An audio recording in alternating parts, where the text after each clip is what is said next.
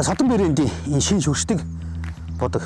Одоо ингээд шүршээл бот чинь усан суурьтай хүний бид ямар нэгэн хор хөлөө бүрээс байхгүй. Тэгээд дотроо хүн металл хар тагуулгад гэсэн ямар нэгэн агуулаагүй. Байгаль орчин дээлтэй гэдэг. За тэгээд хөмөр мод гэдэг ер нь ямар ч гадаргууг бодно. Байрныхаа дотор хэсэг засалдаг хөтөлбөр ашиглаж болно тий. Одоо энэ хойд бол ингээд хан будчих. Нар салхинд маш амархан ингээд гандаад хуудраад байхгүй. Тэгээ бороо шороо орсон ч гэсэн ингээд урсаад авах гэхгүй. Тэгээд шууд ингээд өршөөл маш хурдан хатна. Удахад бол ер нь маш амархан. Өмөр байхтай юм байна. Тэгээ энэ нэг өөрөө будахад бол одоо орц ихтэй гэх юм уу яа тий. Одоо энгийн нэг бусад будгуудаар ингээд гурван будаг зарцуулж будах талбайг бол энэ нэг будгаар төсөөл ингээд болчихно гэсэн байна. Нэг ийм савараа барыг 2 юу яваад байгаа юм шиг. Хавтан.